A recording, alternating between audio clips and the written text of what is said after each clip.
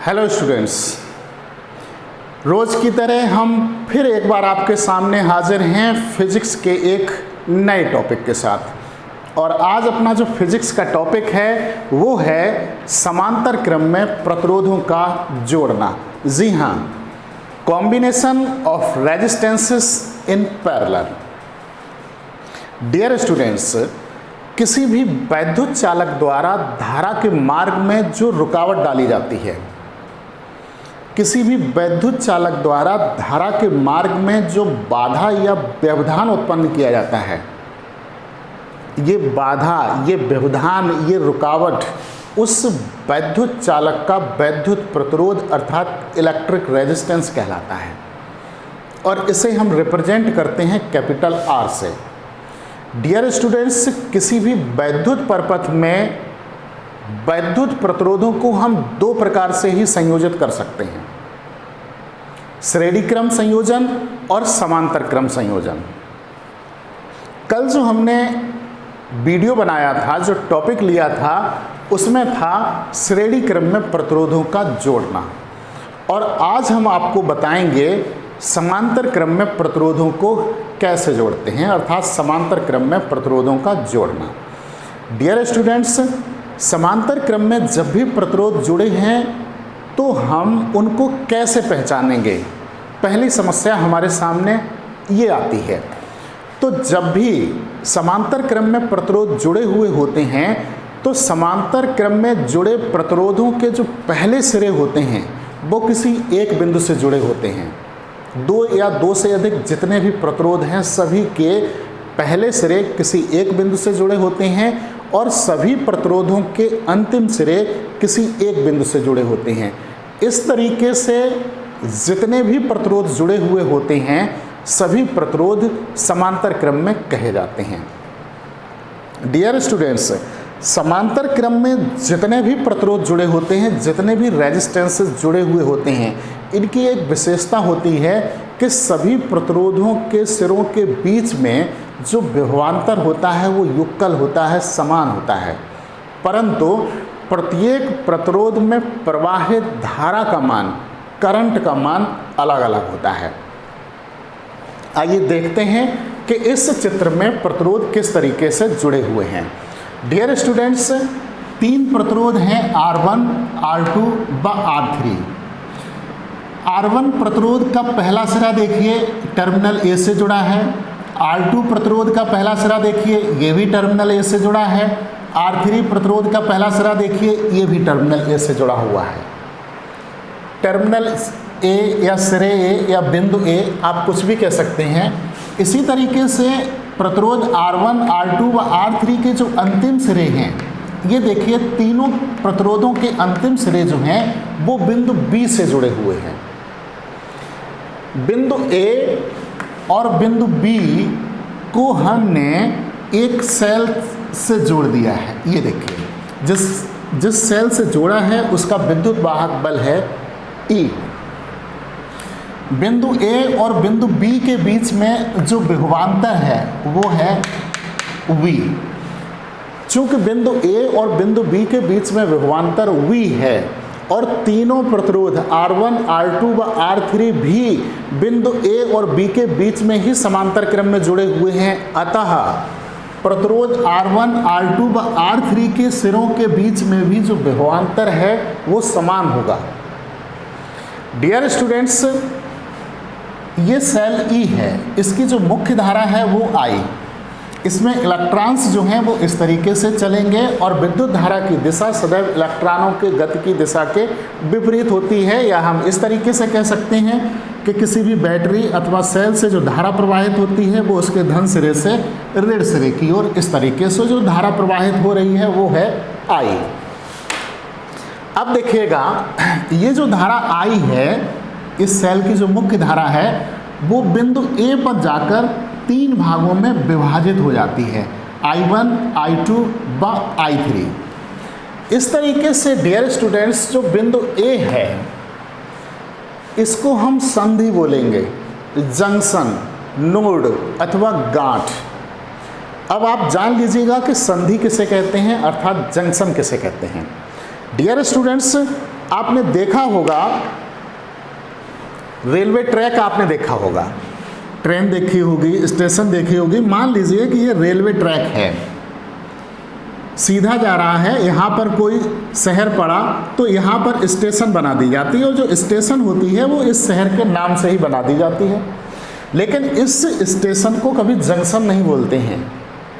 लेकिन यदि अगली वाली जो स्टेशन है वहाँ से ट्रेन इधर भी जाने की व्यवस्था हो, एक रेलवे ट्रैक इधर गया हो, एक सीधा गया हो, तो यहाँ पर जो स्टेशन बनी होगी उसको हम बोलेंगे जंक्शन।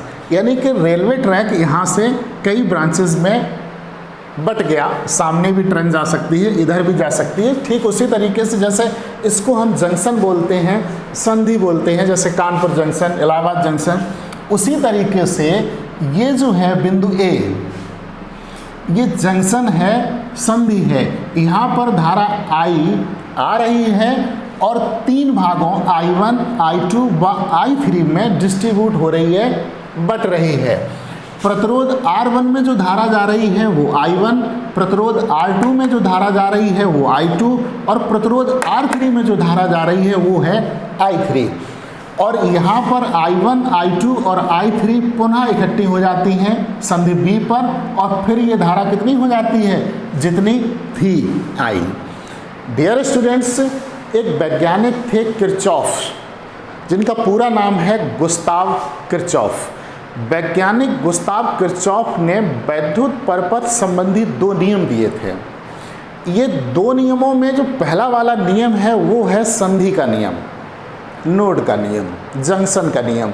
और वैज्ञानिक किरचॉफ के पहले नियम के अनुसार, जो संधि का नियम है उसके अनुसार, किसी भी संधि पर, किसी भी वैद्युत परपथ की किसी संधि पर मिलने वाली समस्त धाराओं का जो बीजगणितीय योग होता है वो शून्य होता है।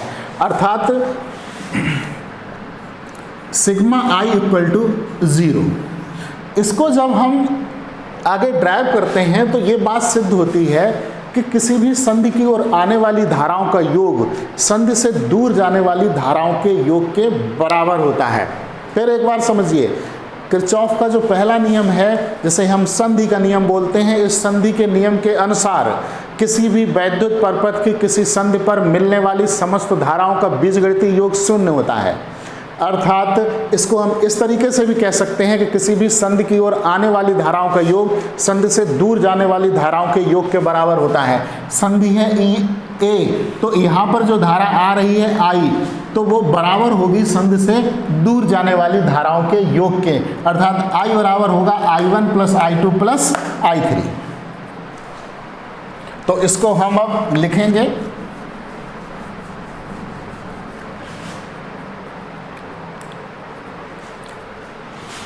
इसको हम इस तरीके से लिख सकते हैं, I equal to I1 plus I2 plus I3, और इसको हमने दे दिया समीकरण नंबर 1। अब देखिएगा स्टूडेंट्स, ओम के नियम के अनुसार जो ओम का नियम है वो है B upon I equal to R। इससे यदि हम I बराबर निकालें तो ये I बराबर हो जाएगा B अपॉन R। यदि पहले प्रतिरोध के लिए हम इसको लिखें तो पहले प्रतिरोध में जो धारा प्रवाहित हो रही है वो है I1। पहले प्रतिरोध के सिरों के बीच जो विभवांतर है वो V है, और जो प्रतिरोध है वो है R1। इसी तरीके से जो दूसरे के लिए लिखेंगे, दूसरे प्रतिरोध के लिए, तो I2 equal to B upon R2, I3 equal to B upon R3। तो dear students, from Ohm's law, Ohm के नियम से हम लिख सकते हैं I1 equal to B upon R1, I2 equal to B upon R2 तथा I3 is equal to V upon R3। समीकरण 1 से हम इसे इस तरीके से लिख सकते हैं, चूंकि समीकरण 1 है I बराबर I1 plus I2 plus I3, तो ये हम वैल्यू लिख दे रहे हैं B अपॉन I1 की value B upon R1 plus B upon R2 plus B upon R3, यानी कि I इक्वल टू हो जाएगा B, इसमें से कॉमन ले लिया, 1 upon R1 plus 1 upon R2 plus 1 upon R3। इसको हम समीकरण नंबर 2 मान लेते हैं। बहुत सिंपल है स्टूडेंट्स, इसमें कोई कठिन वाली बात नहीं है। जो I बराबर I1 plus I2 plus I3 लिखा है, ये हमने लिखा है किरचॉफ के संधि के नियम से। संधि की ओर आने वाली धाराओं का योग, इस संधि की ओर जो धारा आ रही है वो है, देखिए ये I, और यहाँ से जा रही है I1, I2 और I3, तो I बराबर होगा I1 plus I2 plus I3, क्योंकि संधि की ओर आने वाली धाराओं का योग बराबर होता है संधि से दूर जाने वाली धाराओं के योग के। तो I बराबर I1 plus I2 plus I3, इसको हमने समीकरण नंबर 1 मान लिया। और ओम के नियम से I1 बराबर लिख सकते हैं B अपॉन R1, I2 बराबर B अपॉन R2 और I3 बराबर लिख सकते हैं B अपॉन R3। तो I1, I2, I3 के ये सारे वैल्यू जो हैं हमने समीकरण नंबर 1 में रख दिए। तो I बराबर B upon R1 plus B upon R2 plus B upon R3, इसमें से B कॉमन ले लिया, तो 1 upon R1 plus 1 upon R2 plus 1 upon R3। अब देखिएगा स्टूडेंट्स, जो टर्मिनल A और B के बीच में ये जो 3 प्रतिरोध जुड़े हुए हैं R1, R2 व R3, इन तीनों प्रतिरोधों के समतुल्य, इनके बराबर यदि कोई प्रतिरोध हो जिसका मान हो R, और टर्मिनल A और B के बीच में विभवांतर ऑलरेडी हुई है, तो पुनः ओम के नियम से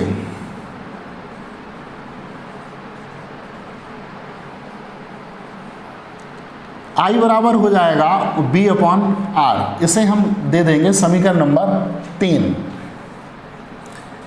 तो समीकरण 2 व समीकरण 3 से, यानी कि from equation second and third, इसे हम इस तरीके से लिख सकते हैं, B upon R equal to V into 1 upon R1 plus 1 upon R2 plus 1 upon R3। V cancel, तो जो सूत्र हमारा बचेगा वो ये निकल के आया, 1 upon R equal to 1 upon R1 plus 1 upon R2 plus 1 upon R3। ये अब देखिएगा, ये जो सूत्र है ये है समांतर क्रम में प्रतिरोधों को जब हम जोड़ते हैं तो जो तुल्य प्रतिरोध प्राप्त होता है वो।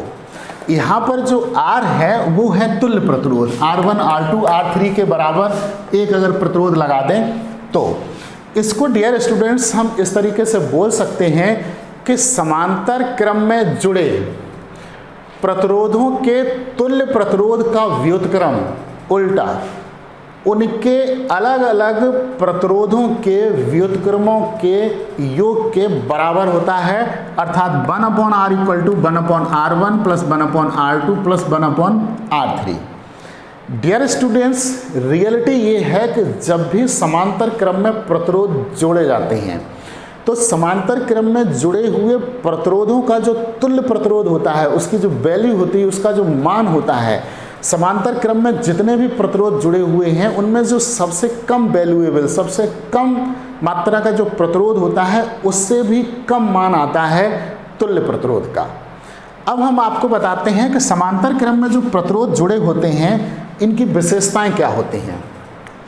डियर स्टूडेंट्स, समांतर क्रम में जुड़े जो प्रतिरोध होते हैं उनकी जो पहली विशेषता है वो ये है कि समांतर क्रम में जुड़े जितने भी प्रतिरोध होते हैं सभी प्रतिरोधों के सिरों के बीच में जो विभवांतर होता है वो समान होता है।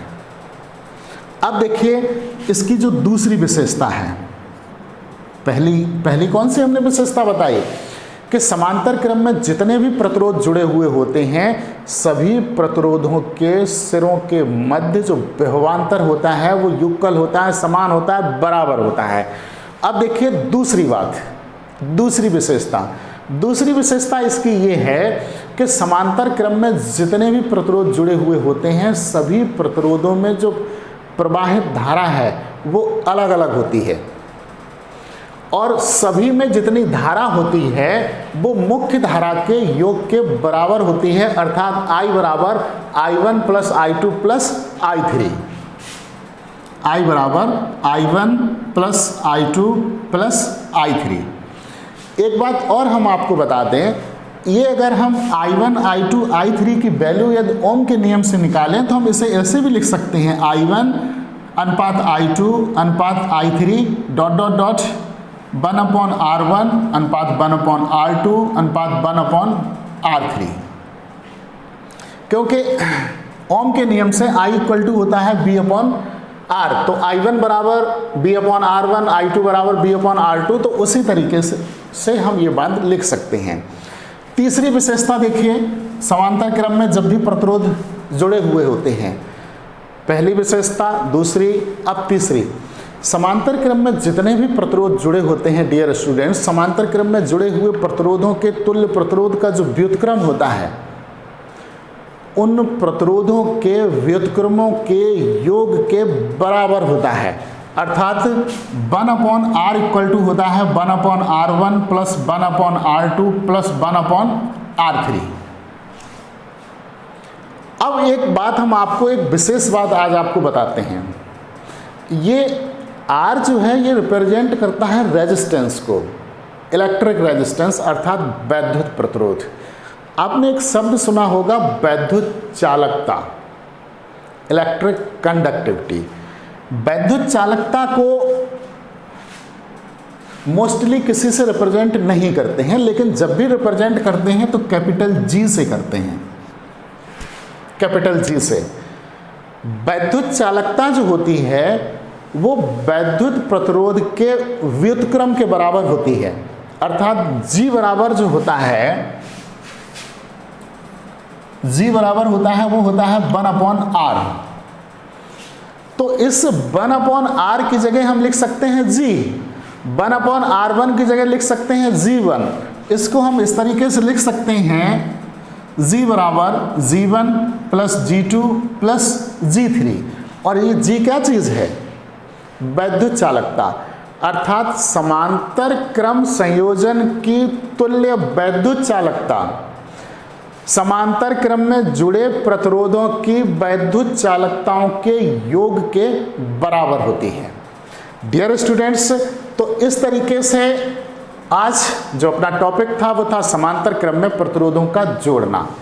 उम्मीद है कि आपको टॉपिक समझ में आया होगा। वीडियो कैसा लगा कमेंट्स करके ज़रूर बताइएगा। हमारे वीडियोस को देखते रहिएगा। Thank you.